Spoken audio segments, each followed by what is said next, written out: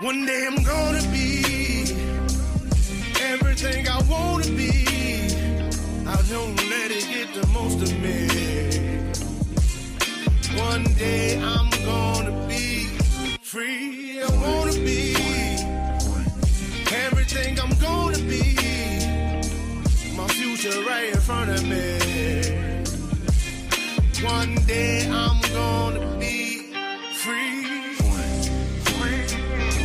I wanna be free, then let me be free. From the depths of darkness, a voice emerges, a host with a fire burning in his soul, with a heart of steel and a spirit unbroken.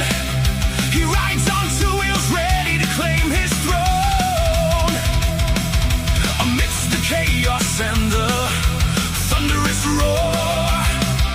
Insane wheels rise as a force to be reckoned with, fueled by the power that only metal can bestow. He takes his stand, refusing to submit. Insane wheels hear his battle cry, a metal mayhem that will never die. With engines roaring, he paves his way, a legend in the making, day by day.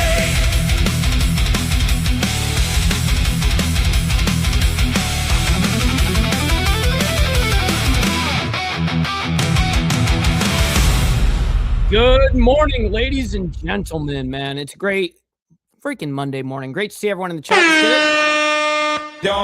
So this morning, obviously, we're going to be talking quite a bit.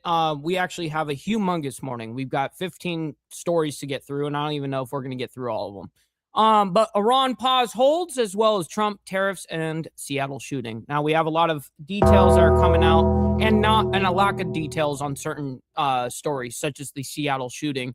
There still is not the, one suspect has been, put in custody, but unfortunately, we don't know anything about them. We don't know their name. We don't know what they look like. We don't know shit. And I have a sneaky suspicion that they're doing that for a freaking reason. Anyways, real quick, let's go ahead and chronologically, break down what we're going to be discussing this morning. First, dangerous police chase.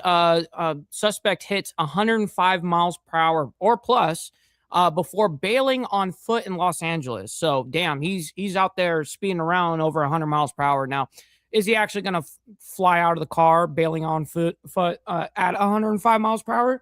I highly doubt that, because you would die. Most likely anyways, or have extreme injuries that you couldn't even move. So, obviously, during the course of him actually fleeing, he reached the speeds of 105. Anyways, then we have Trump advisor Stephen Miller. I think is it Stephen or Stephen Miller, speaks on White House Correspondents' Dinner do-over, because as you guys know, they redid the whole thing because of the quote-unquote assassination attempt last time. Actually, it's not quote-unquote. It is what it is.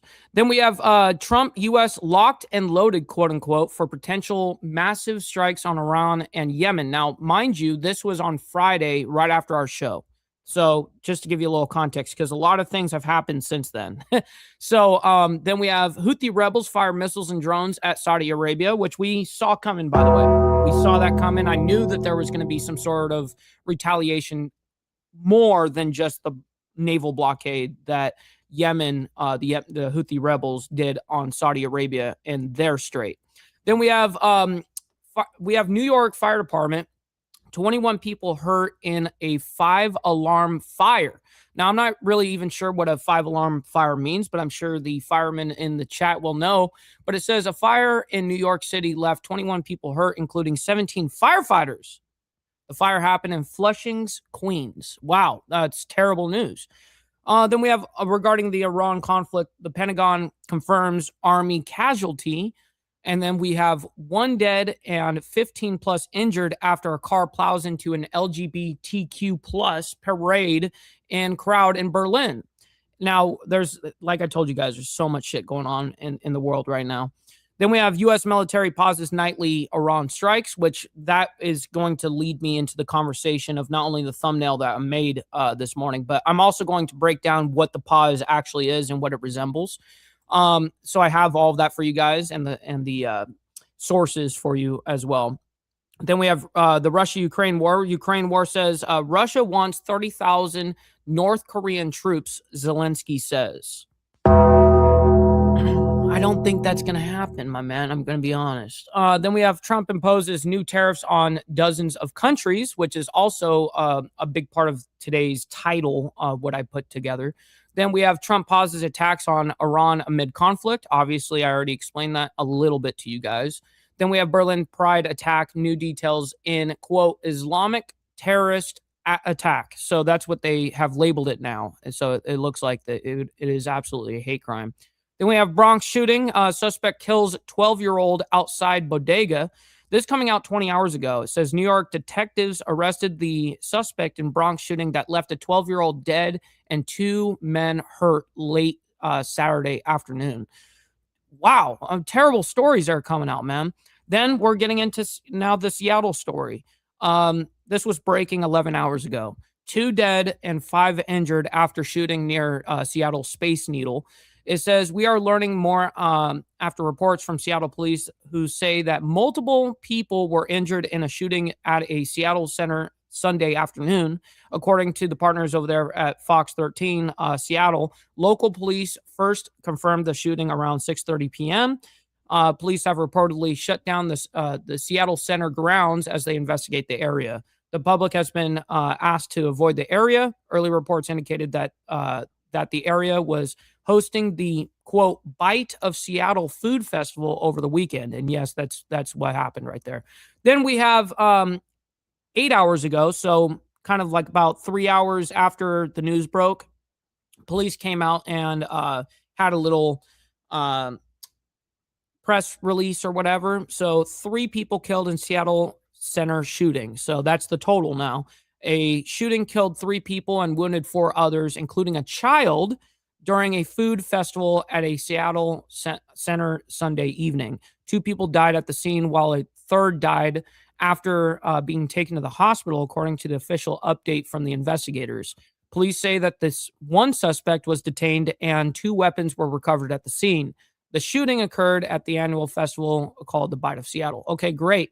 But unfortunately, they didn't let out any of the information regarding that person at all. I mean, they have him in custody. It's not like they don't know who he is. So it's very interesting because by now, usually we get some of those details that are coming out.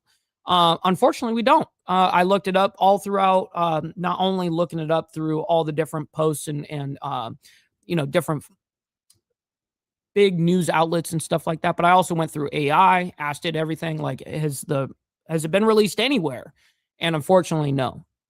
So let me go ahead and bring up, first, before we do that, we got to do our call to actions and then get right into the madness. Make sure you guys hit that like button, double tap that screen if you guys are on the vertical side. It's free to do so. And you know what else is free? Hitting that subscribe button. This is what we do Monday through Friday. And then, of course, we have members only on Saturday morning, man. It's a good time. Now, speaking of members, please consider becoming a member starting only at $4.99 a month. We're making sure we're not breaking the bank out there with anybody, but check it out. This is what allows us to be on these airwaves as well as have these lights on. So thank you guys for becoming members and staying members. Little side note here, follow my Instagram at BallValveTV, where I post everything behind the scenes of not only my life, but as well as the show, Millennial Food Time, breaking news, as well as politics, all that great shit. Listen, it's a great way to get hold of me one-on-one, and we also have a Discord server for all of you legends where I break down minute by minute details of what's going on in the war regards to Iran and the Middle East as a whole. But I break news not only of the Middle East there, I break news about everything there. So go in the video description down below, and that's where you'll find the invite link for the Discord. And last but not least, man, listen, all super chats, super stickers, gifted memberships, and membership signups are, of course, all going to be presented live and shouted out onto the show. But if you guys like to skip that YouTube 30% brutal cut that they take from your hard-earned cash, we have these platforms that are scrolling around the screen at any time. You can donate to those, and I get 100% of the proceeds. And of course, listen, man, we'll shout out anything that comes our way. We're always scanning. I got my email up.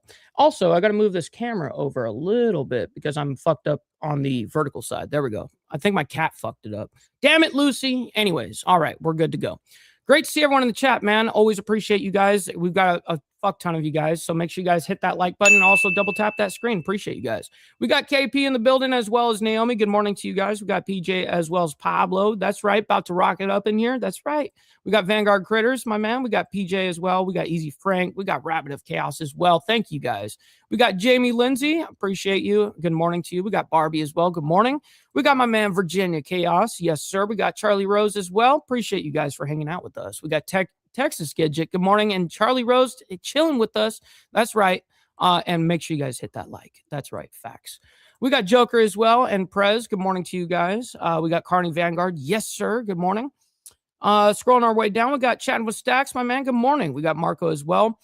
And yeah, exactly. There's a reason why they're not letting that information out, my man. We got No Grow in the building. Good morning to you. We got Gary as well as Easy Frank chilling.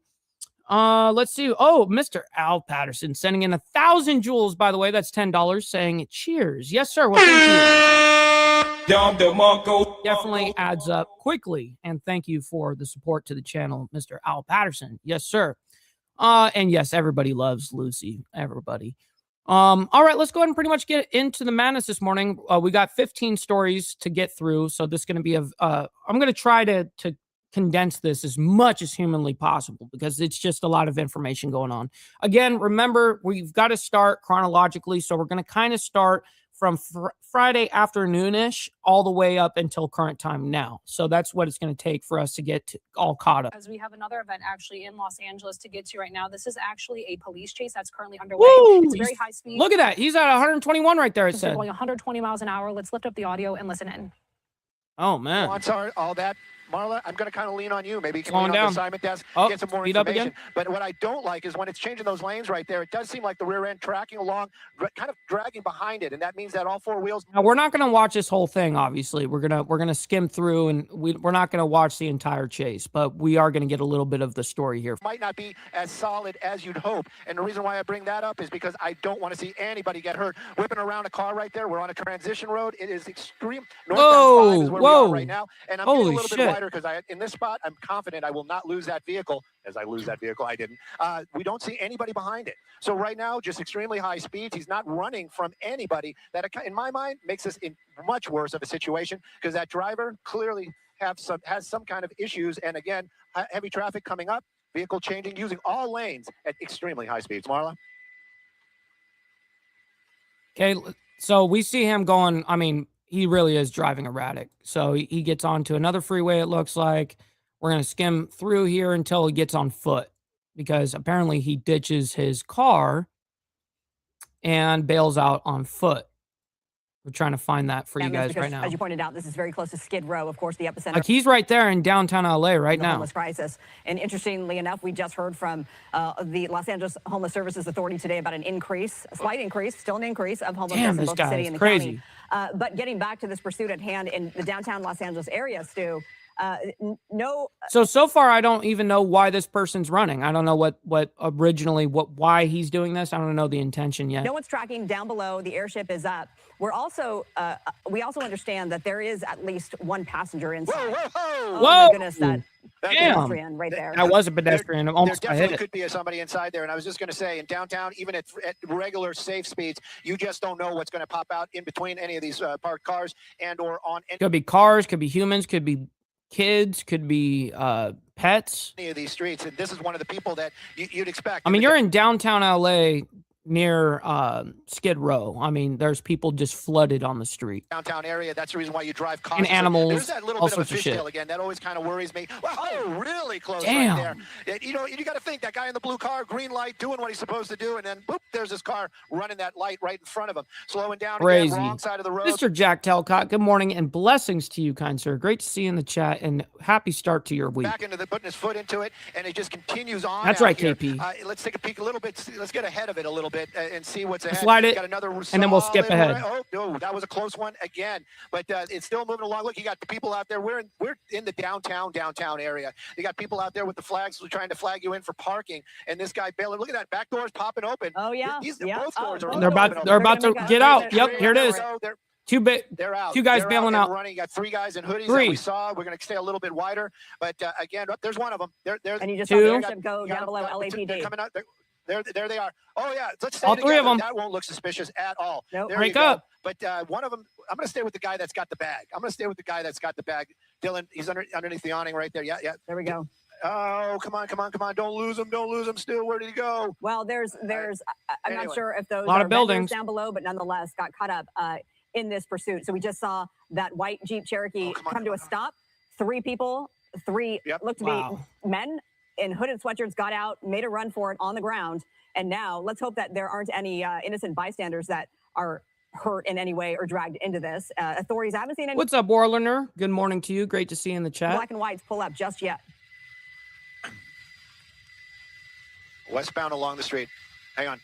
Yeah, right where we are, they're still apparently going westbound. There we go. There we are seeing LAPD out there. Definitely, but where they are, that's the big question. LAPD is the helicopter still above it, and they are looking, also making calls, trying to keep an eye on it. But look at the pedestrians down there, their attitudes, how they're kind of backing away from that area. It makes me think that it's yeah, they're like, fuck no, I don't want to be involved in any of this shit. I mean, trust me.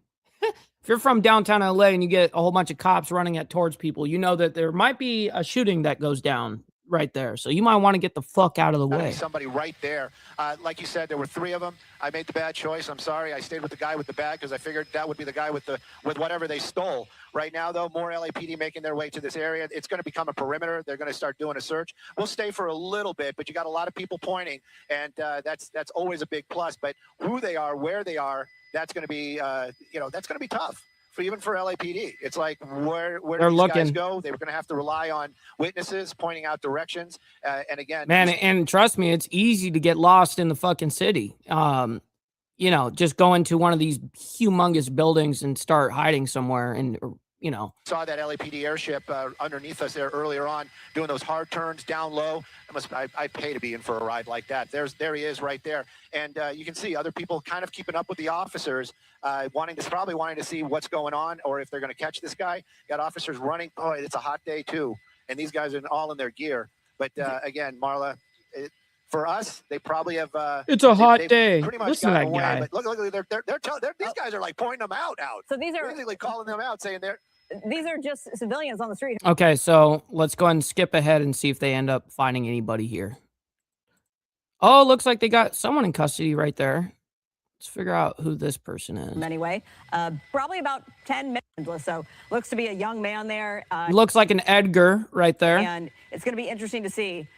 A lot of times we see folks get away, but in this situation, we know that at least one is in custody, two outstanding. And when I say a lot of times we see folks get away, that's when they go to a parking structure.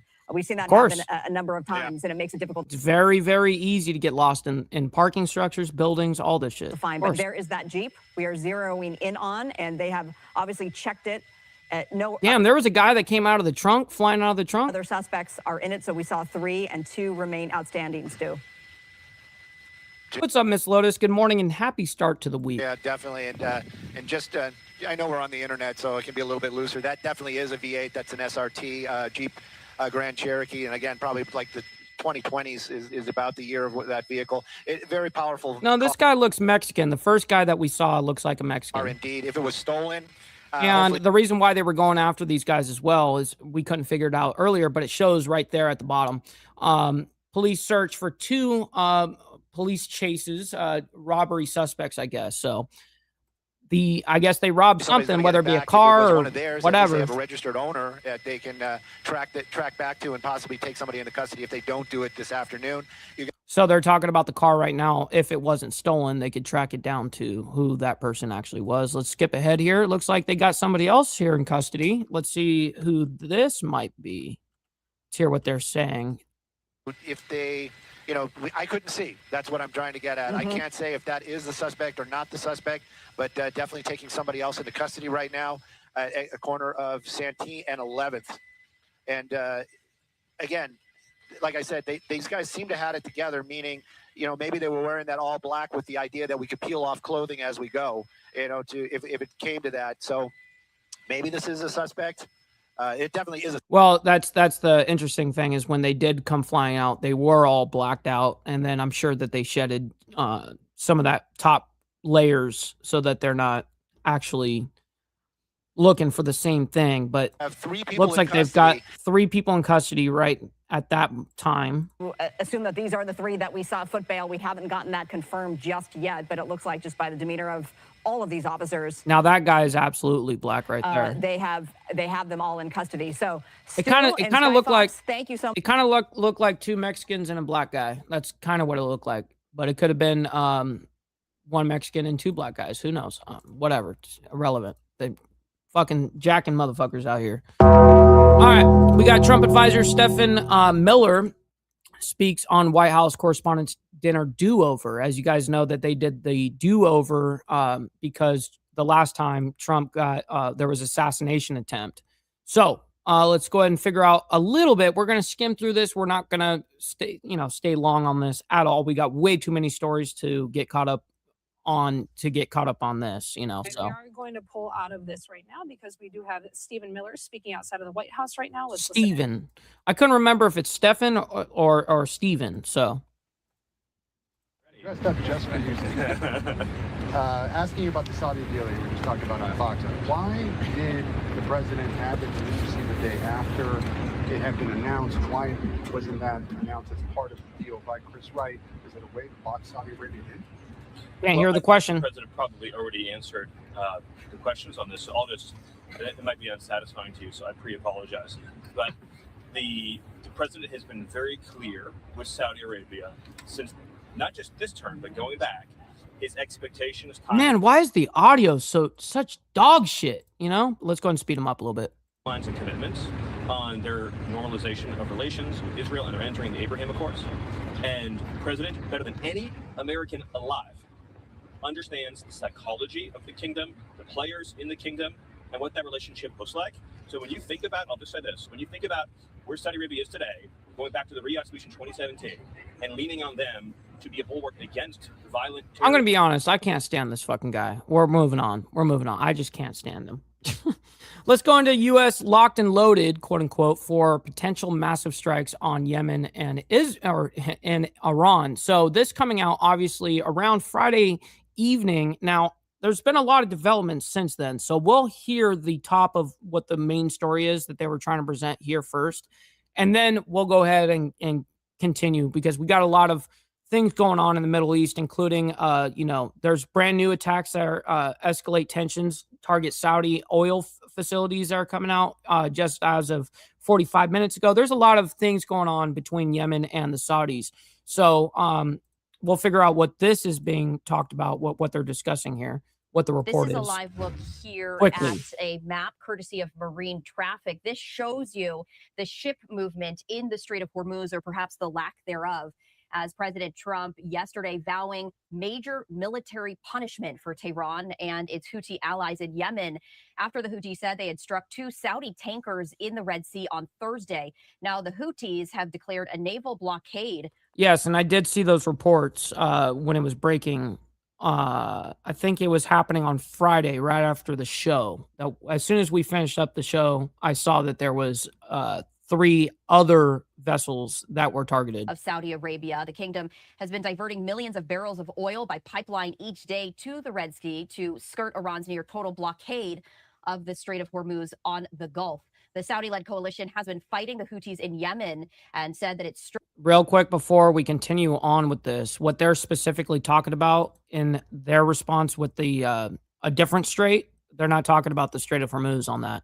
It's because there is the blockade that you guys know up here on the Strait of Hormuz, but another major waterway, international waterway, is right here, just a little bit southwest down here in Yemen, or by Yemen anyways. There is the Bab al-Mandab Strait or whatever. So this strait is, there was a naval blockade put on from the Yemen Houthi rebels against only Saudi Arabia, their northern neighbors here.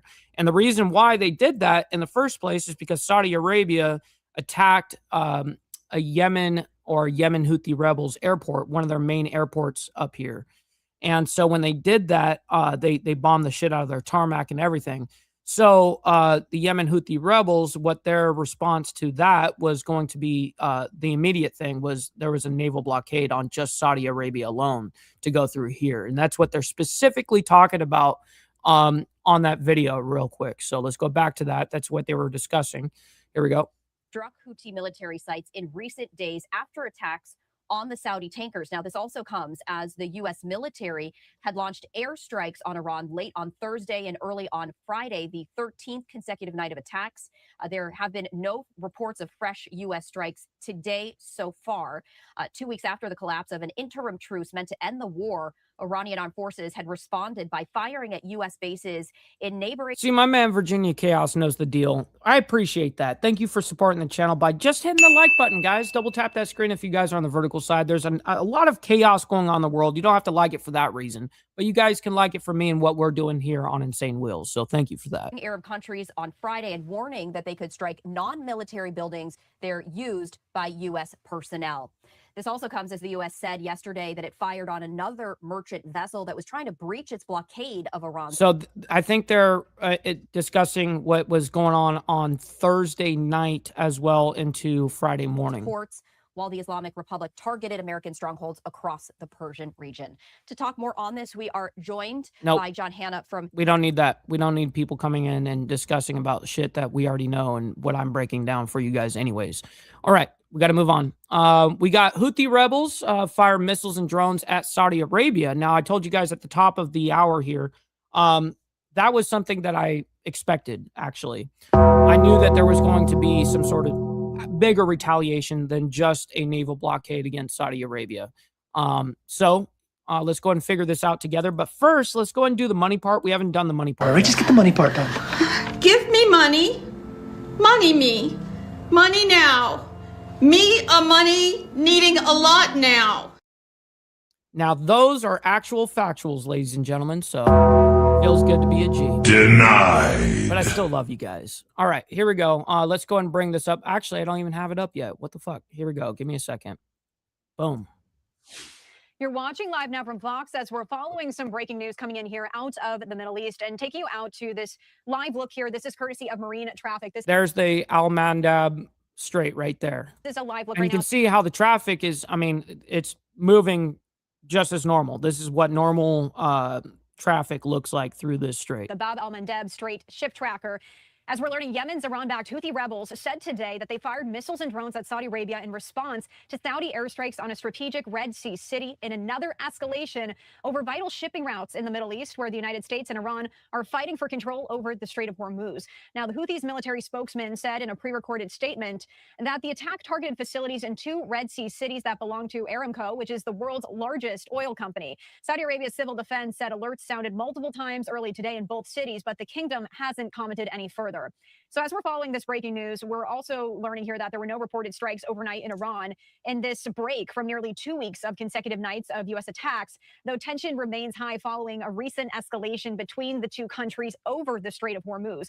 Now, this rising tension in the Red Sea is threatening to further choke global shipping because the rebels have said they would close the strait to Saudi-linked shipping. Now, but not only that, the Houthis have threatened during this Iran war in the somewhat past, saying that, hey, that they're going to threaten to shut down this strait too if necessary, which if that does happen, listen, man, this is a main artery that goes up to Europe right here. It's a very, very needed waterway to be open. That strait at the southern tip of the Arabian Peninsula is a vital shipping choke point connecting the Red Sea to the Gulf of Aden. Right. Around 12% of the world's trade, including a quarter of its container traffic, passes through the Narrows. Now, the Houthis targeted 2 Saudi oil tankers in the Red Sea this week. In response, Saudi Arabia struck a port in Yemen, the Saudi-led coalition in Yemen confirming that today. And the strikes late Friday, last night, hit the city's port and the state-run What's up, Extra Surprise? Good morning to you. Great to see you in the chat, Baker.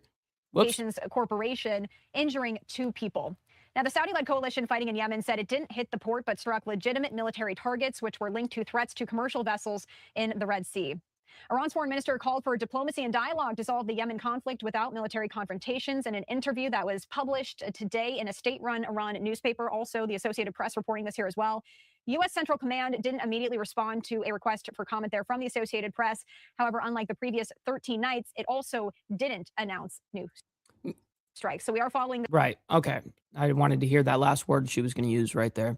All right. So we've got some interesting developments that's happening in New York. New York City has been, in New York in general right now has been a hot thing in the news for the last 2.5 weeks. It's actually kind of crazy the amount of chaos that's going on in New York City. But nonetheless, this may not be directly in the city, but this is actually in Flushing's, Queens.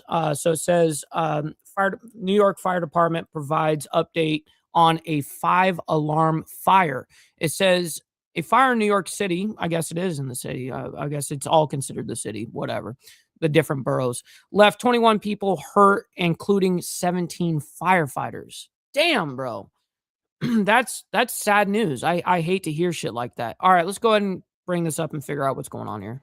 This building is a 2-story wood frame building. Now, I think this happened on Saturday morning or Saturday, I think. Upon arrival, we had 2 buildings fully involved with extension to a 3rd building. Yeah, it looks like it happened on Saturday. Our engine companies moved in with multiple hand lines in all of these buildings very aggressively, very deliberately. Many, many lives are saved by the proper positioning of hose lines.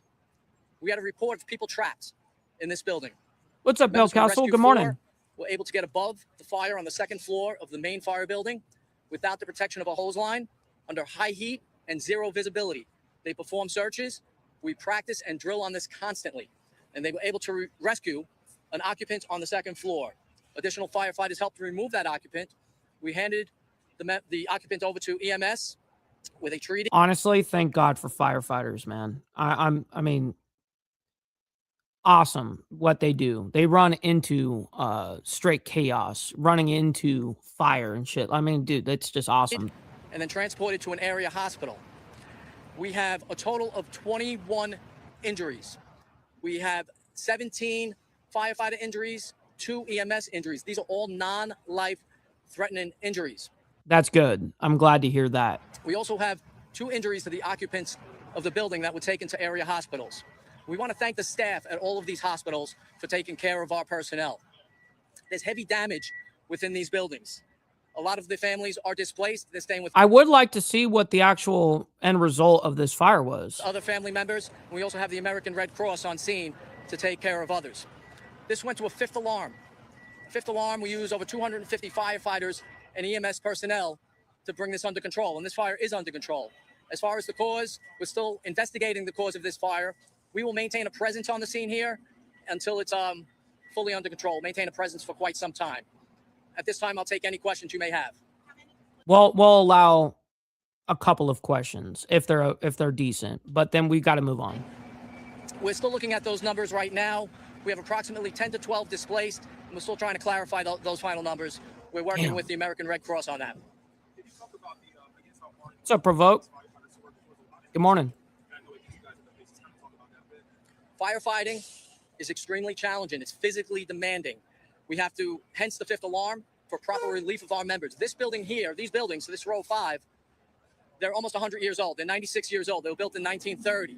So they're all wood frame buildings. The walls are wood. Yeah, unfortunately, a fire erupted in specifically Flushing's, Queens, and it says a fire in New York City left 21 people hurt, including 17 firefighters. The floors are wood.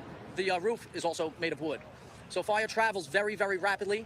Very difficult for us to get ahead of these fires and extinguish. The injuries to those 17 firefighters, do you know what the nature is? Is it smoke inhalation or other issues? A combination, heat exhaustion, smoke inhalation, minor sprains and strains, but I want to stress they're all non-life-threatening injuries. That's good, and thank God for that. The individual who was rescued, their condition? I'm going to pass it over to Chief Scanlon from EMS. That's a good question. The person that they rescued on the 2nd floor, what's their condition now? I'm Chief Stacy Scanlon. The individuals that were rescued was 1 in serious condition, brought to a local hospital, and 1 non-serious condition. What kind of serious condition, though? Oh, yeah, he will be visiting later today, yes. He's talking about Mayor Mamdani if he's going to, guess go and visit. All right, we're going to move on. We got to. Iran conflict, Pentagon confirms army casualty. First, before we get into that, let's go ahead and all embrace our fuck ups. Don't beat yourself up over past mistakes. You are going to fuck up again in the future, quite possibly in a most spectacular fashion. Why worry about yesterday's fuck ups when you have tomorrow's fuck ups to look forward to? You are a fuck up, and fucking up is part of your growth process. Embrace the process. We shall always embrace the process here at its Insane Wheels. All right, let's go and bring this up, figure out what the hell's going on here.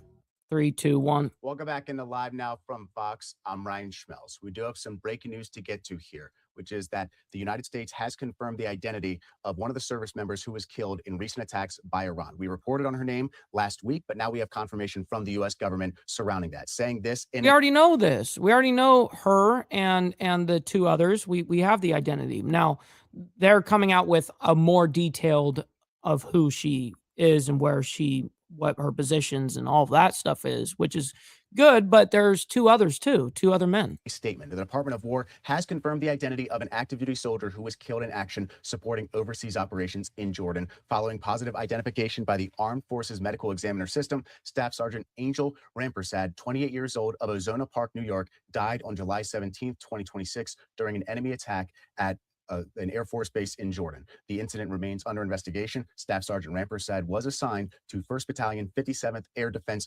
Artillery Regiment, 52nd Air Defense Artillery Brigade, 10th Army Air and Missile Defense Command in Germany. Wow. And this is now like we... All right, so unfortunately, now here's the 2... oh, no, okay, so it is... I thought that these were the same girl. Okay. So this makes sense. That this is the 4th. Okay. So originally they came out and everyone saw her picture. Isabella Gonzalez. That's right. I remember her name now. And then these 2, they really haven't done like a super detailed like that, but as far as I've seen. But now the all 4 of them have been identified, which is good. I'm glad that I got that straight and didn't just end it there before we saw that. Okay, so those are the 4 right there. Let's go ahead and get into, now it's saying 1 dead plus 15 plus injured after car plows into an LGBTQ plus parade crowd in Berlin. Damn. All right, let's go ahead and figure out what the hell's going on here. And there's a lot of chaos going on right now from Fox, but we do want to bring you some breaking news right now. This news coming out of Germany, putting this up on your screen, coming from Reuters. Berlin Pride Parade called off after car hits crowds, according to police. We also have this coming in from the police department there in Germany, saying, update, we are currently deployed with numerous police forces as well as rescue units from the Berlin Fire Department in the Tiergarten. That's a park there in Germany. It is suspected that a vehicle has driven into the... What's up, brother? So loud. Good morning to you. Great to see you in the chat, by the way. Tiergarten here has struck and injured several people. The injured are currently being treated by rescue personnel. We are conducting an intensive manhunt for the suspects. This also coming from the police department. Update, shortly before 10 p.m., the driver of a white vehicle is said to have struck several people there in the Tiergarten area. There are numerous injured, including several with life-threatening injuries. The manhunt for 1 or more suspects is underway. Yeah, Joker. Yeah, because unfortunately, you guys up there in Canada, you guys don't even have like Cash App and shit, right? Like they don't allow you guys to use it. But yeah, PayPal is the greatest alternative for that. Like I'll have people from Canada or from any other country, they'll send it on PayPal, and it's they do the conversion and everything. It's great. Full throttle, more information to follow. Now, the latest update that we have received in our newsroom is that 1 person is dead, 15 plus are injured. We actually have a live feed coming into our newsroom of that scene there in the Berlin area. And I wanted to go a little bit more in depth and explain to you what all led up to this manhunt that is currently underway and that very active scene that you see on your screen. They're coming out of Germany. What's up, brother? So loud, or so loud. We just said hi. So loud, sick bastard, my man. Look. So we got right now what this whole story is: 1 dead, 15 plus injured after car drives into an LGBTQ plus parade crowd in Berlin. Now, let's see if there's any more details on this. No, there isn't, unfortunately. That a car Damn it. drove into a crowd during Berlin's famed LGBTQ plus parade on Saturday, killing one person and injuring at least 15 others, prompting police to call off that event in the German capital just hours after it had started. The Associated Press goes on to report that police said some of the victims— What's up, Timothy? Shout out to Athens. Did have life-threatening injuries.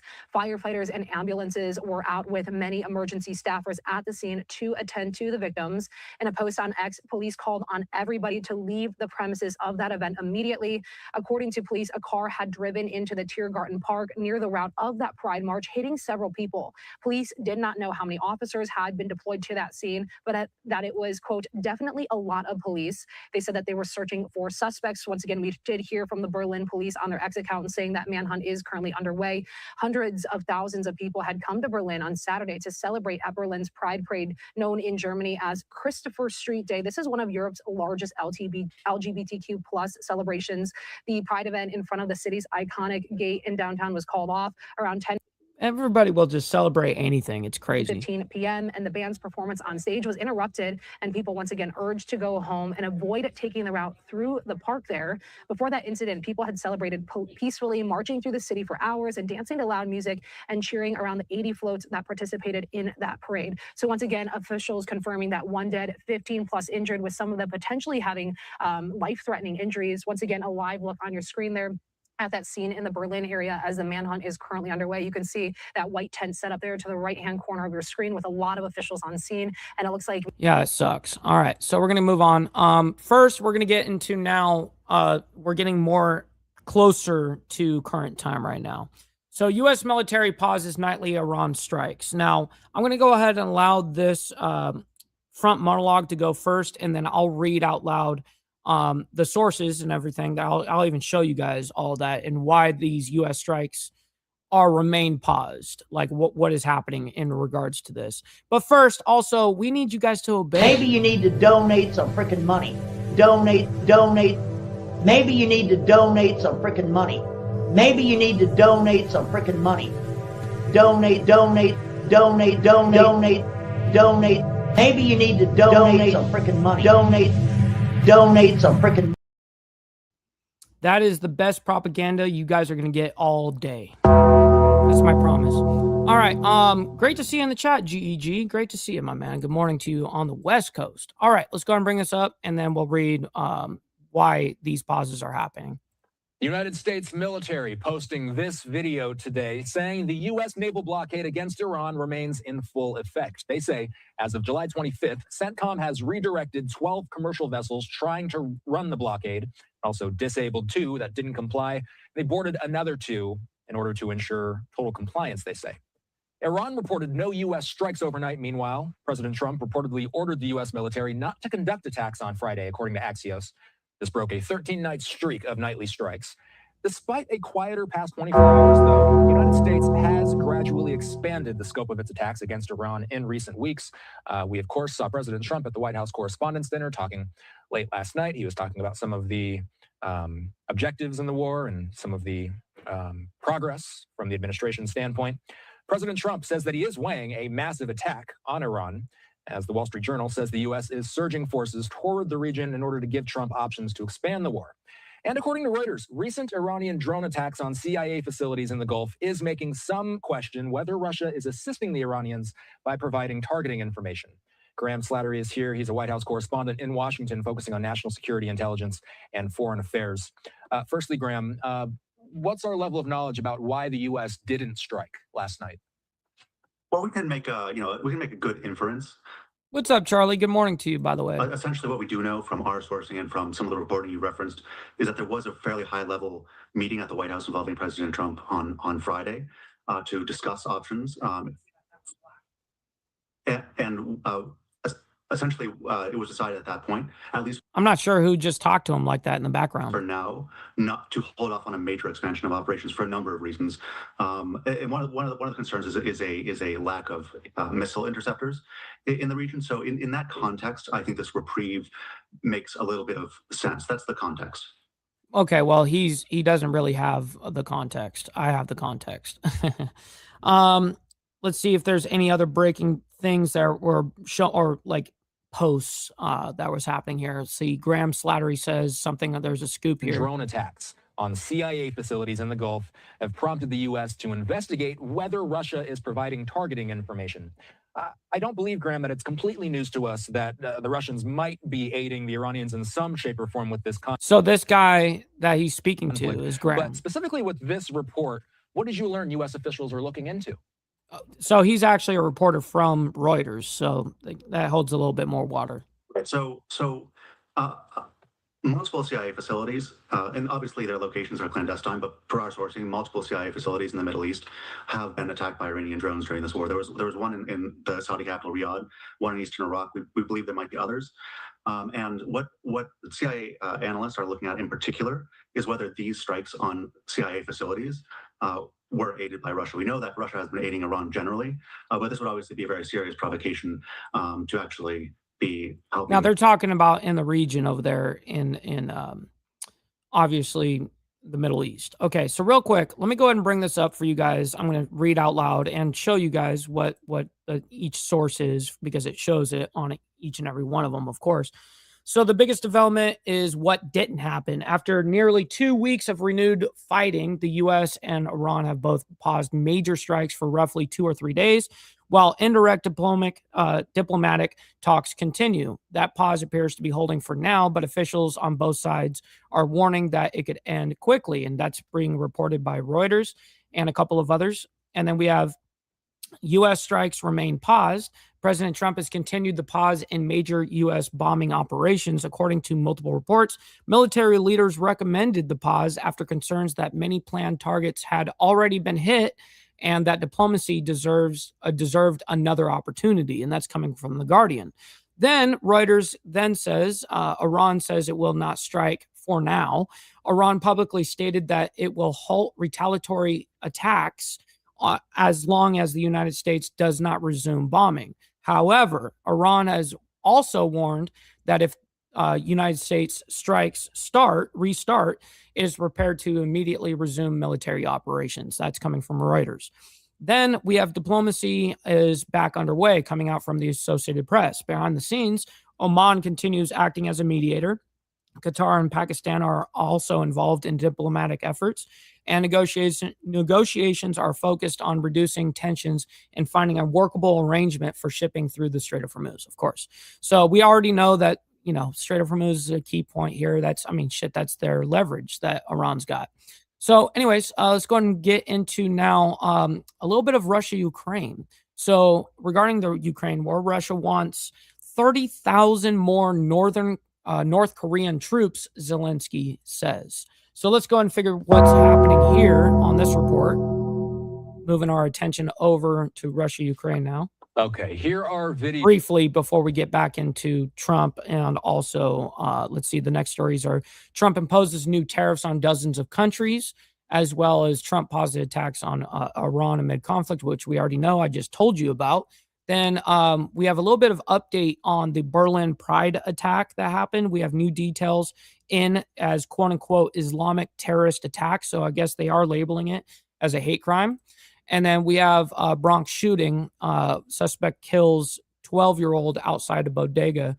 Then we have the update on the, not really, the latest information from last night of the Seattle shooting. Unfortunately, we don't have more information than so they're showing 2 dead, 5 injured after shooting near Seattle Space Needle. We got a lot going on here. Posted from President Zelensky's account showing long-range strikes on Russia. President Trump and Zelensky. Charlie asked actually a pretty decent question, and it does to an extent. But Charlie, all that Trump really has to do is stop that operation and then rename the operation as something else, and then it restarts the clock for 60 days. So it really doesn't hold that much water. I mean, it gives a showing like, hey, we're not fully with you on this. But does it actually hold water? Like it's going to prevent him from doing what he wants? No. Anyways, are scheduled to meet in Washington on Tuesday, and Ukrainians and U.S. officials have been discussing a proposal for an air ceasefire. That's a new idea. We'll get to that in a moment. That air ceasefire proposal is reportedly going to be taken to Russian officials eventually. Meanwhile, Secretary Rubio met with his Russian counterpart this week, and Zelensky is saying that Russia wants another 30,000 troops from North Korea. Right-wing influencer Laura Loomer also visiting Ukraine and changing her tune on the war. There's so much to discuss as far as the Russia-Ukraine conflict goes this week. I want to see directly what Zelensky is talking about with these 30,000 North Korean troops. I need to see this shit. Retired Marine intelligence officer, national security analyst, and the host of the Oh, W. They brought in the best of the best for this conversation. I'm glad. Bring up Hal Kempfer. Podcast. Hal Kempfer is here with me. Let's start with the notion of an air ceasefire. Hal, what exactly would an air ceasefire entail, and how significant would that be in the... I'm not really interested in that because I know that there is a little bit of discussion on that, and I'm sure that that probably won't actually happen, where there's no drone activity and blah, blah, blah. Here's what Zelensky, though. I want to hear the actual questions directed to Hal, again, what Zelensky posted. Here we go. Attack here in the U.S., that would have a big effect on everyone here. That's the same thing that's happening over in Russia. Let's talk about the North Korea piece of things. Russia wants to receive another 30,000 troops from North Korea, according to President Zelensky. He says since June, preparations have been underway in Russia's Voronezh region to receive them. North Korea is also preparing to transfer additional launchers for ballistic missiles to Russia. This is a threat not only to Ukraine. Russia is helping North Korea learn how to wage war, improve its weapons, and gain real combat experience in using them. All of this is a threat to everyone in Asia who is within range of North Korean missiles, Zelensky says. Hal, this wouldn't be the first time North Koreans would be on the battlefield. Remind us, what did they do last time? Well, last time they supposedly were in a support role, but they went right into the battlefield, and they took phenomenal casualties. Some of the units had 100% casualties. Now, a handful, I do mean a handful of North Koreans were captured, and Kim Jong-un put out a dictate that said if you were captured, you weren't fighting hard enough, and that North Korea would prisoner kill your family if you were taken prisoner. That's God damn. Holy shit, bro. Oh shit! Oh shit! Kim Jong-un is fucking crazy. Fighting hard enough, and that North Korea would imprison or kill your family if you were taken prisoner. That's pretty draconian, as you can well imagine. I'm sure the new group coming in would have that same order hanging over their head. Says if you get taken prisoner, we will go after your family in North Korea. So that's pretty heavy going in. Why are they doing it? Because Russia can't recruit enough soldiers. They're just short. There's no way they can get enough soldiers to replace the number of soldiers they're losing. So when I look at 30,000, I go, yeah, that number kind of makes sense to me, because there is a difference between the number of soldiers that Russia is losing compared to what they can recruit, and 30,000 buys them a certain amount of time. So I can see where they're doing that. The other thing is that Kim Jong-un is able to get an infusion of Russian technology, assistance, in some cases capital, to help with the North Korean economy, help rebuild help build up his military forces, particularly his dilapidated conventional military forces. So there's a lot for Kim Jong-un to do with this. The question is, would this trigger a change in South Korea? One of the ongoing questions of the entire war is, would South Korea ever get to a point where they change their constitution to allow them to send ammunition and weapons to Ukraine? There's been a lot of reports that they've done it indirectly, but they have a tremendous amount of munitions. They have some absolutely outstanding weaponry, equipment, military equipment that they could send. So that would be the question is, will this change that? That's something I'm going to be watching for. Damn. And I'm definitely going to be watching what Hal, he has his own YouTube, and I follow him over there as well. And I'm also in contact with him on Messenger or whatever. We go back and forth and talk a little bit. He actually sends me anytime he does a new update, he sends it to me, which is nice of him. Anyways, here we go. We do, Hal. Right-wing influencer Laura Loomer interviewed Zelensky this week. It was surprising because she's previously... I'm surprised that I didn't see this interview. Oh, wait, I think I did see a clip from this on social media. Minimized somewhere. Russia's invasion. She's also boosted Russian propaganda in the past. Loomer visited Ukraine. She met Zelensky. She met other leaders. She met residents in Ukraine. She also visited a mass grave, and she says multiple times that she has experienced the emergency sirens in the country as well. She now says, quote, over time, more and more people will feel safe to admit that they fell for Russian propaganda. Hal, what do you make of Laura Loomer's turnaround, and what is there to learn from her experience? Well, obviously, she's had a bit of a falling out with President Trump, no longer as close as they used to be. And I do find it interesting. But, she's going over there, and she had this, I would say, 180. compared to where she was before. But she wasn't just conciliatory Russia. She was parroting Russian talking points. She was basically saying the same thing that. Yeah, you know, are we surprised that we got flip-floppers out here? Yeah, I mean, let's be honest. Of course not. So let's go ahead and move on. We're not going to get stuck on that. Now we have this coming out yesterday. It looks like it came out yesterday, if not Saturday night, super late. But nonetheless, Trump imposes new tariffs on dozens of countries. Now, we also reported on Friday, I believe, where we were reporting what Trump was doing in the regards to, well, we were talking about as well as Canada being tariff 50% on the shit. And we kind of talked about the lead up to that. So for some reason, I thought I shared the screen, but I did not. Let's go ahead and bring this up. Sorry. Here we go. 56 in the morning on the West Coast. My name is Karala Hara, and we So are it still was- following some of the major news stories. It was Sunday morning. From this week, let's take a live look at the White House over in Washington, D.C., and talk about the latest tariffs that have been imposed by the Trump administration.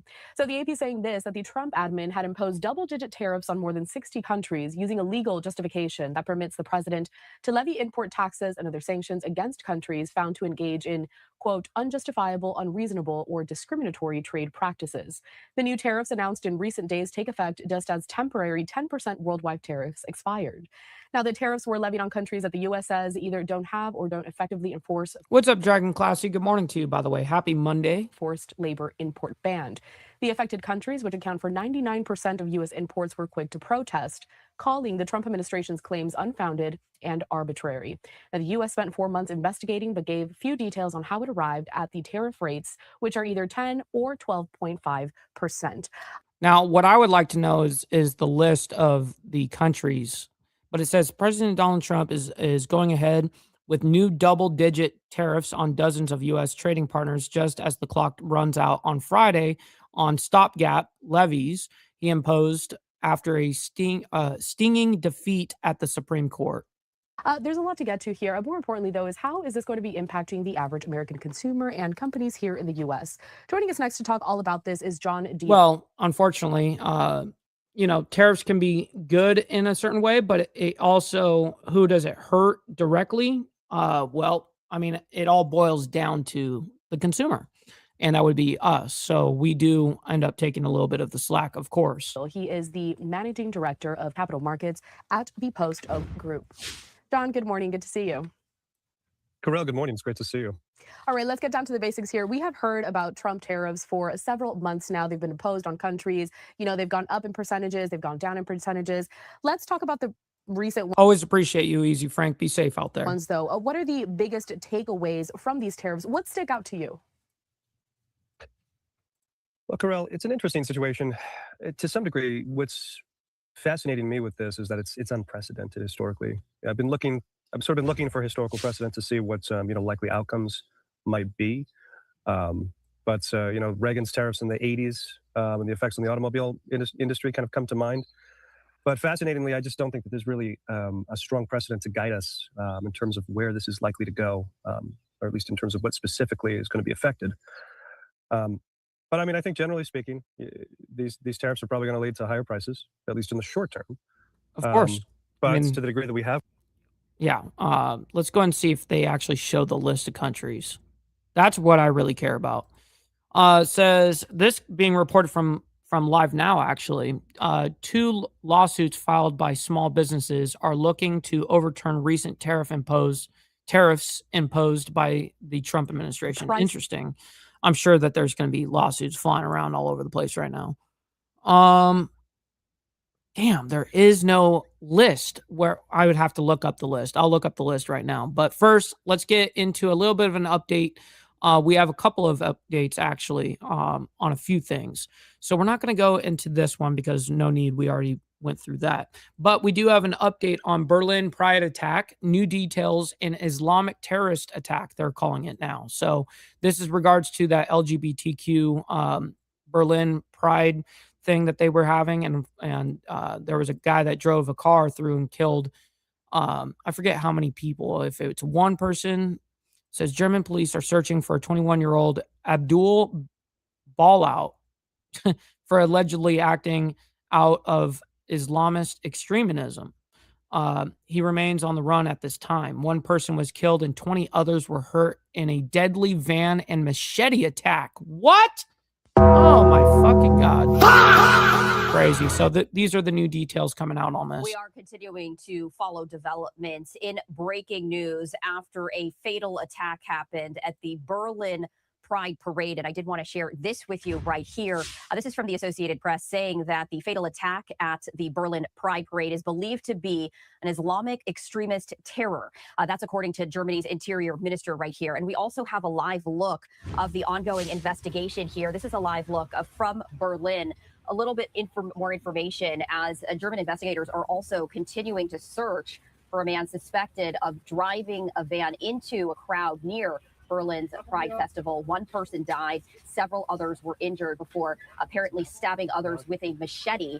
And as we were just sharing with you, Germany's interior minister. So DB, we have the story on that in regards to Seattle and the Space Needle attack, all that stuff. Unfortunately, they have not let out the identity yet. And I keep looking it up as well on my side, and they have not released the identity yet. Now they do have a person in custody, but they haven't released the identity, and I'm sure there's a reason for that, right? Shit. Says that they believe this is Islamic extremist terror right here. So authorities are issuing a wanted notice. They're warning people against approaching this suspect, who is a German citizen with Lebanese roots. They say he may be armed and also dangerous. So this is a live look right here from the scene. As you can see, there continues to be a very heavy law enforcement presence as they continue to investigate this right now. Yeah, the problem with that, Charlie, is when it comes from not a reliable source, we can't use it. You know what I mean? Like people just posting and showing that this is the guy. Well, who's going to be able to confirm that? You know what I mean?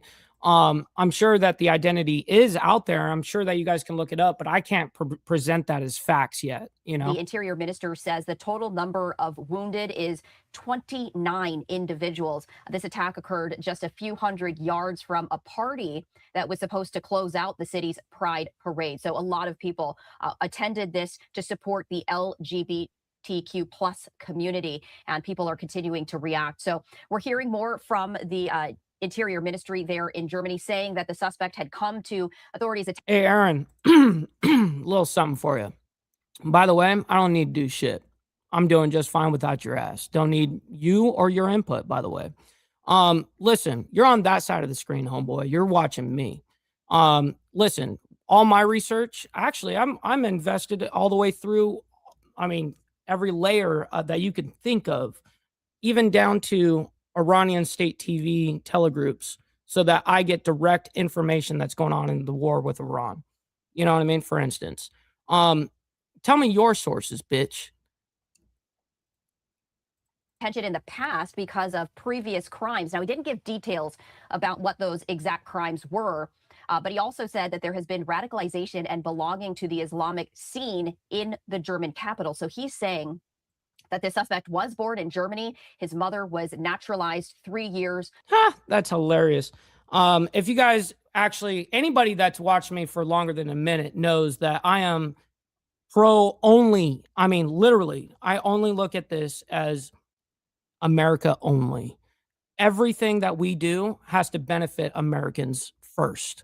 And I mean that wholeheartedly. Before everything we do now, needs to be that way. He had been convicted in Berlin in the past. That's according to the interior minister. He didn't go into specifics for what that conviction was, but said that the suspect had been given a suspended sentence of 1 year and 10 months. So this continues to be a very active investigation as they are continuing to. Here, I got some for the bullshitters in the chat. You know what I mean? I got some. Man, motherfuckers talk all the shit they want. But you see me, I'm sitting up here snacking on this big ass sandwich, not getting a fuck.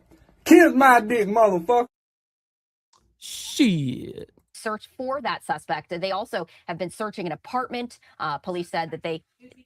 All right, and so we are following this breaking news, and this just in right here. This is from Fox News saying that German authorities say that the suspect I love how dense motherfuckers go. That means you're an isolationist now. That means that you're not going to buy anything from anybody. You fucking dense morons.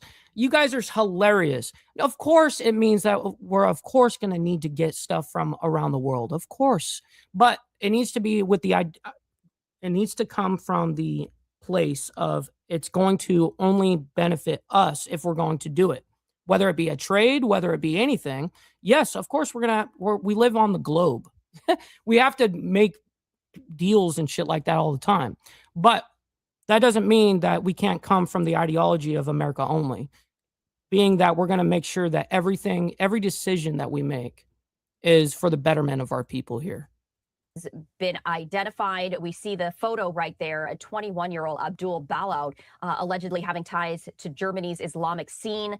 As we were just sharing with you, one person was killed in this attack. At least 29 other people were injured. Damn. All of this at Berlin. Now, I saw this identity be released yesterday. I saw this, and I thought it was interesting that they would allow this identity to come out. And then, unfortunately, they haven't. They're being stingy on the topic of the whole thing that happened over there in Seattle, which is unfortunate. I don't know why they're being stingy with it.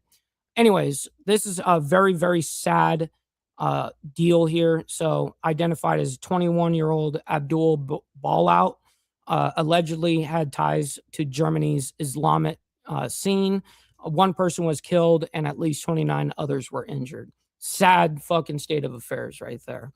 All right, let's go ahead and move on. We have to. We still got a lot to cover, and we're already 5 minutes into overtime right now. We're already 5 minutes into OT. So you know what they say about overtime? No tax on tips, no tax on overtime. Send in your freaking money. All right, here we go. Let's bring up this whole new detail in regards to a Bronx shooting. Suspect kills 12-year-old outside a bodega. Damn it, man. Let me read this. It says New York detectives arrested the suspect in the Bronx shooting that left a 12-year-old dead and 2 men hurt late Saturday afternoon. Wow. We are continuing to follow some breaking news out of New York City as NYPD Commissioner Jessica Tisch has just shared this update stating that detectives have made an arrest in the murder of a 12-year-old boy as well as the shooting of 2 others in the Mount Eden neighborhood of the Bronx. All of this taking place near a bodega there. For more on this, I do want to bring in Fox 5 New York's Lisa Evers, who has been following the very latest developments. And Lisa, you know, we were just getting this news from Commissioner Tisch. What can you share with us in regards to this arrest? Well, this was a very fast arrest, even by NYPD detective standards. They're very quick in making arrests in a lot of the cases, fortunately, of crime here in New York City. But this all, let's just take a look at how this happened. This was about 5 o'clock, just before 5 o'clock yesterday afternoon, Saturday afternoon. So Saturday. In New York City, this 12-year-old boy, the victim, Jacob Frades, Because this came out yesterday, is obviously. on his bicycle in his neighborhood, going to the bodega to get something. And on the way in, he goes and gets what he's getting. He comes out. He sees a fight taking place. What's up, Sabi? Between 2 groups of grown men. We see the suspect himself is 45 years old. And he watches it for a moment or two, and then the bullets start flying. He catches a bullet hits him, a stray bullet. He was an innocent bystander, according to. By the way, I would have saw it without you doing all caps. But yes, I do. Listen, man, everything that Mamdani does is, I mean, mind-blowing to me. What police are telling me. And he runs back into the bodega. And unfortunately, he did not survive that injury. And it just is such a tragic thing to so many people here, because once again. What's up, brother Kurt? Good morning to you, by the way. Hopefully you're enjoying the start to your week. I definitely know that we are over here. Again, we're seeing a gun victim. Let's get the likes up, violence everybody. Victim who is a child. And he's doing something that a lot of kids, you know, hundreds and actually thousands of kids in New York City and around the country would be doing on a Saturday in the summer when they're not in school, and on the weekend, going to the store to get something, going to the neighborhood store to get something, and then this unfortunate violence in broad. To answer this, mind-blowing in a good way or a bad way? In an absolute fucking terrible way. I can't believe he gets away with what he does get away with. Daylight opens up, and this time around, it's not. I can't believe he's in office. It's not teens firing; it's grown men. The suspect, according to the police commissioner, Mr. Ferrer, is 45 years old. You just read those. That's basically what you would call throwing the book at this individual. And I looked at the video, which we're not showing due to some of the graphic nature of it and disturbing nature, and also because this video. You guys are lame with that shit. Lame stream media. Was released. Show the video. We're not sure it had the approval of his family. We don't want to add to their pain at this particular time. But Jacob is there. He's on his bike. He got whatever he was going in there to buy. And some people are saying it was a ball so they could play ball, and which a lot of bodegas sell balls like that. I guess it's going to be very difficult when it's a 12-year-old, you know. So unfortunately, this is what it says. Cop's son, 12, ID'd after being shot dead in New York City, as harrowing video shows victim running into bodega clutching his chest. Wow, fuck, man. 12-year-old kid. And it was a cop's son too. Incredible. And that he is you know, that he was standing there for just a moment or two. These two groups of grown men start going at it with each other. There's a fight, and basically everything on the street, that particular block in the Mount Eden section of the Bronx, of the South Bronx, it's at a standstill, and people are watching. And then moments later, the guns come out, and he ends up being shot. So it's just this type of random gun violence that now a family is destroyed. Just think about this. There are these circles of trauma now that are around this particular incident, the murder of this innocent child. And all of his classmates, all of the kids, the brothers and sisters of his classmates, all the kids who knew him, the people in the community who are just devastated seeing this young life taken for no reason, absolutely no reason at all. Well, that's what I've been waiting for her to get to, is what was the reason for the guy shooting off in the first place? Did he mean to actually kill that 12? Like, he just pulled out a firearm and just killed that kid out of nowhere for no reason? And it's to the credit of the NYPD detectives for them to be able to track this individual down that quickly to bring him into custody. There's plenty. Well, we get that. Let's see if there's any other breaking during this time when they were breaking it. If they brought up any other posts about this, they did not, unfortunately. Damn it. So as detail emerge, of course, we're going to be bringing that up. So let me go ahead and bring this up. We're trying to get now into the whole deal with Seattle. This is going to be an ordeal. Because they're withholding the identity of the person. So when you do that, it starts looking very, suspect, right?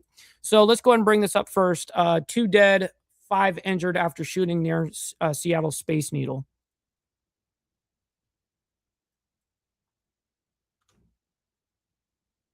Go ahead, go. I'm Shauna Kalafi.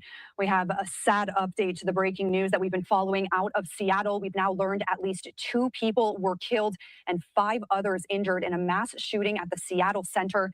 This happened during the Bite of Seattle Food Festival, where thousands of people were attending.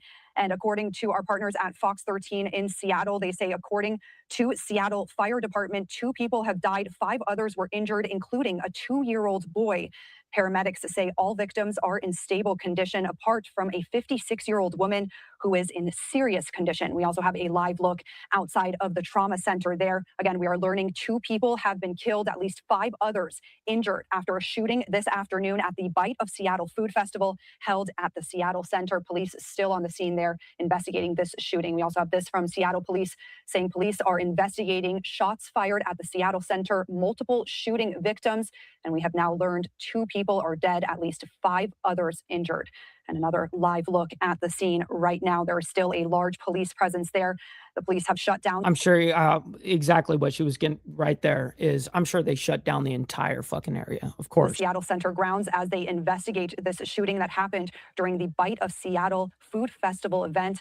Again, 2 people killed, at least 5 others injured. Now, this happened yesterday, by the way. One of them in serious condition, a 56-year-old woman in the hospital right now. And we did get some remarks from witnesses on the ground, Fox 13, with these interviews of what they experienced this afternoon.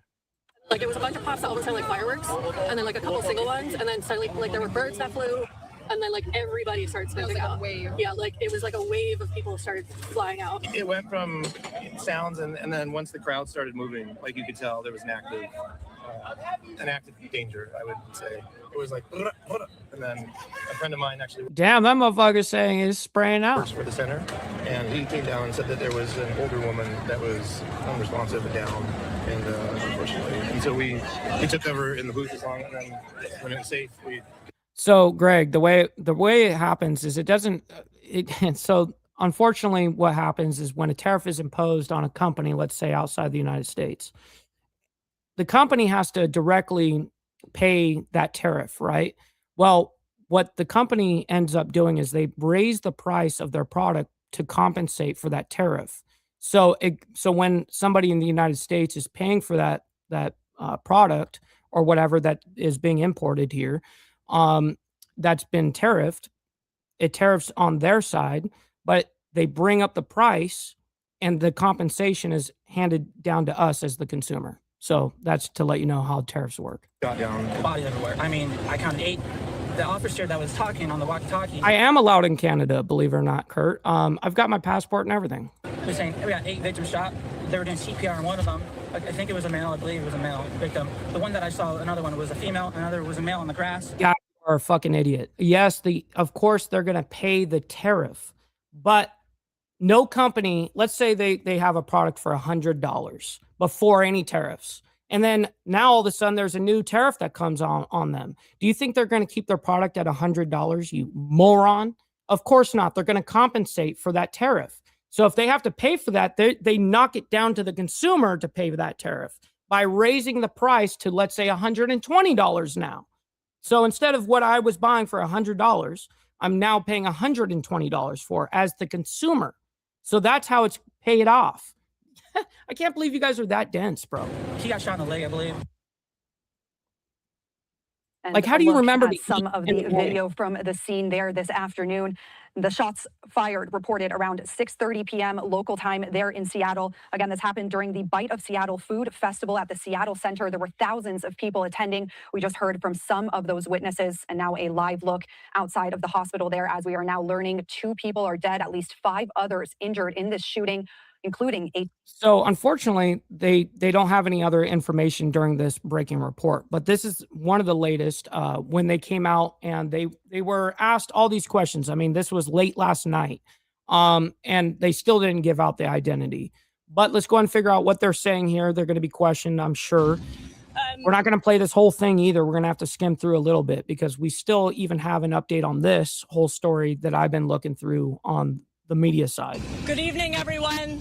Thank you for your patience as we've been working to make sure that we can provide accurate information. I'm sorry that we're having to gather here tonight under these tragic circumstances. What happened here today at the Seattle Center was an unbelievable tragedy, and a horrific act of violence. My heart right now is with the victims and their families and with everyone in our community who is reeling from what happened here today.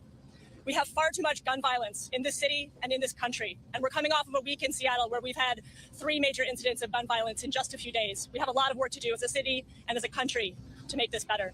I get your passion, Mayor, but we need to know what happened tonight, please. Yes. So our focus right now is with this investigation, with learning what happened so that we can provide accurate information to the public, with supporting the victims.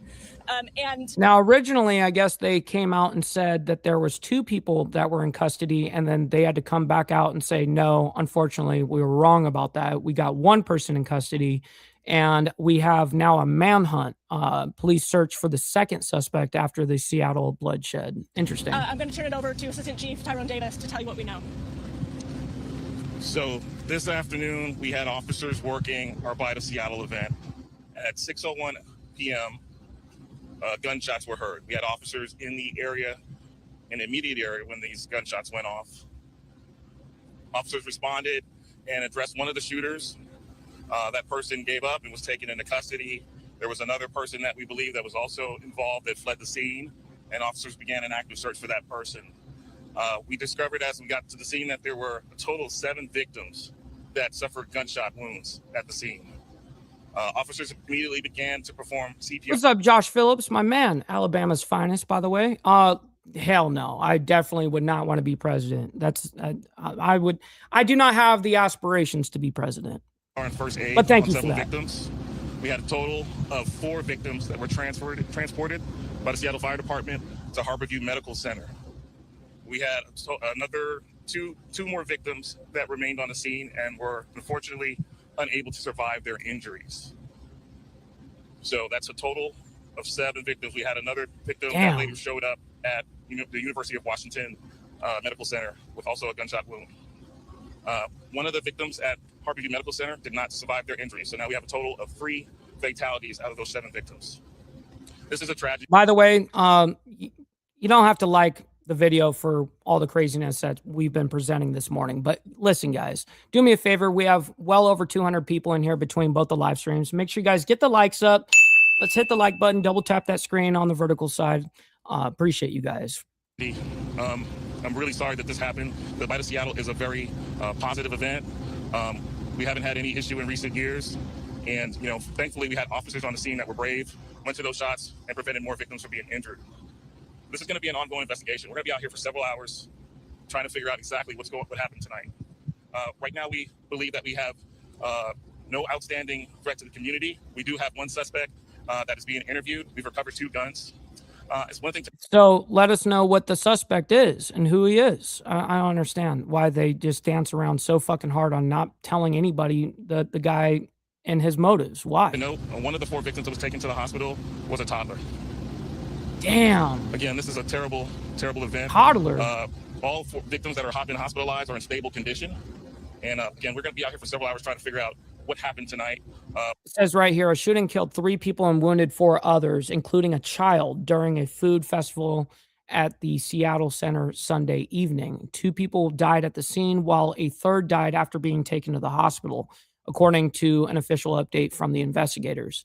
Police say that 1 suspect was detained and 2 weapons were recovered at the scene. The shooting occurred at an annual festival called the Bite of Seattle. We have a number of agencies that are here to support us with our criminal investigation, and it's ongoing. We're not going to have a lot of information to share at this time, but we will have more information for everyone in the coming hours. So you only have 1 shooter in custody? We have 1 shooter in custody at this time. Anyone else outstanding? We believe there is 1 outstanding. That is part of our investigation. What's up, Mr. My man? Good morning to you. Great to see you in the chat. Always appreciate you. Hopefully you're having a great start to your week. We are still trying to gather more information. So this was a shootout? I do not have a suspect description for you at this time. So this was a shootout in Seattle? There were 2 people who we believe were shooting at each other. We are still working on that. We'll have more information for you. Were there surveillance cameras in the area, or any of the city-operated surveillance cameras? There were no surveillance cameras in the immediate area where the shooting occurred. Not at this time. How old is your suspect in custody right now? Oh, that's a good question. I'm not able to disclose that at the time. I'm not able to disclose, not even the age. You're not able to disclose that. That's some bullshit. All right. So unfortunately, the only big news outlet that I see right now that actually has some sort of report on this, aside from CNN, they did put out one 4 hours ago. They said Seattle shooting, ex-FBI agent breaks down suspect manhunt. But I don't need to do that. I want just the report on this. So Fox happens to be the one that does this. Now, I to be honest, I fucking hate these guys, but whatever. Out of Seattle, 3 people dead, at least 4 others hurt, including a 2-year-old. What I like is Live Now. Live Now is way more like what they're just telling you what's happening. A lot of these other outlets, including Fox, and whether it be left or right, they always got to have their own fucking spin to it, and which I don't appreciate. I just want the facts. What is actually happening, right? After a shooting at the Seattle Center, all during an annual food festival. Police say 1 suspect's in custody while a manhunt is underway for a 2nd alleged gunman. And officials are praising officers for their quick response on scene. Gunshots were heard. We had Shit, I got you, Josh. officers in the area, in the immediate area when these gunshots went off. Officers responded and addressed one of the shooters. That person gave up and was taken into custody. There was another person that we believe that was also involved that fled the scene, and officers began an active search for that person. Joining us now to discuss this is retired FBI agent Jason Pack. Jason, thanks for coming on this morning. So it looks like they got this guy on CNN, and he also came in on Fox. I really don't care about his opinion, to be quite honest. I'd rather just get more reports. But unfortunately, there is a lack of reports. So that's why you get a whole bunch of quote unquote analysts, retired Marine, whatever. You get a whole bunch of retired FBI guys or whatever that want to talk about the case. Like, come on, man. You know, you say this wasn't an attack on the crowd, that these were just innocent bystanders. It was 2 different parties shooting at one another, you know, but this was an attack on the crowd, you know, indirectly. And now we're seeing at least a little bit of video on the ground. Thank you. A 2-year-old boy is dead because of this. And my question, it's not about the motive. Damn. Obviously, we don't know any of that right now. But my question is, how can people go to these events nowadays and feel safe? I know in New York City, they have a magnetometer system and they only have a few access points. Yeah. How do you go to somewhere and feel safe? I hate to break it to everybody, but you're never safe. You know what I mean? Act accordingly. Where people can get in to make it safer. I mean, but what can the rest of the country do? Because this is awful. It is awful. It is awful, and certainly our hearts go out to... We're not talking about what ought be. We're not talking about how this should never happen. Of course it shouldn't. But we're talking about what is. We live in reality. The victims' families, and we're praying for a full recovery for those other folks in the hospital, Ashley and Todd. But the bottom line is here is you can secure a perimeter, but it's hard to secure a grudge. And so going to these festivals, these days you have to kind of look over your shoulder a little bit, unfortunately. But we don't want to let the folks who prescribe to violence win. We want to be able to go out, live our lives, and do these. Hell no. Nowhere safe outside. Listen, it don't matter what race it is. It don't matter what. You've got people that are on drugs. You got people that are drinking. You got people that are off their fucking rockers. You got people that are mentally unwell. You've got, I mean, that comes in every race, creed, size. It doesn't matter. Things with our families. This was a pretty popular festival for when I've heard over 250,000 people over the days that it was supposed to be there. So these things are just really, really horrific. And it's very interesting that already the Seattle police have done quite a bit of work, and it's not even 12 hours old yet. They say at that press conference you heard Assistant Chief Davis say they don't have video of the act. It's always possible. But the reason why I would think that it's not a white person is because if it was a white person, it would be all over the news already.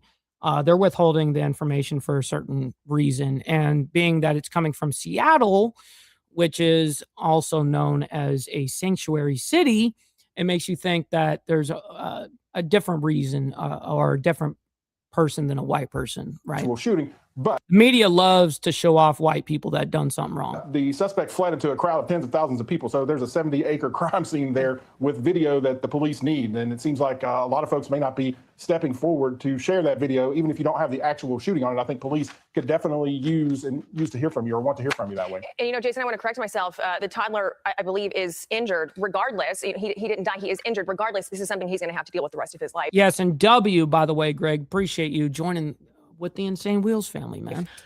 Yeah, and picking it up where Ashley left off, officers, to your point, both of your points, were already posted at the event. Doesn't this really underscore the need?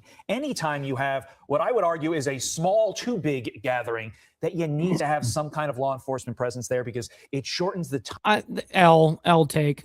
I think that instead of a more law enforcement, I think that people should just carry firearms. That's what I think. The more people that are carrying, the more people that are going to be polite. I mean, it's just the way it is. We got Raspberry Hedgehog coming in with the 2 jewels, by the way, with the Silver Star. Appreciate that. Thank you for showing a little love in the chat. Appreciate that. All right, listen, ladies and gentlemen, that wraps us up for the morning. We're caught up in current time. Listen, we are almost 30 minutes into overtime. I can't thank you, each and every single one of you guys, enough. Make sure you guys hit that like button on the way out, double tap that screen, and hit that subscribe button. This is what we do Monday through Friday. And of course, we have members only on Saturday morning where we don't talk about any of this shit. You know what I mean? And by the way, Raspberry Hedgehog, appreciate the more 2 jewels. Making some sparkles in the chat, I guess. Appreciate that. All right, you guys have a wonderful and fantastic start of your week. Always appreciate you guys. We'll be back here tomorrow morning for more of the World's Madness. Until then, God bless you guys and be safe out there. Much love. From the depths of darkness, a voice emerges.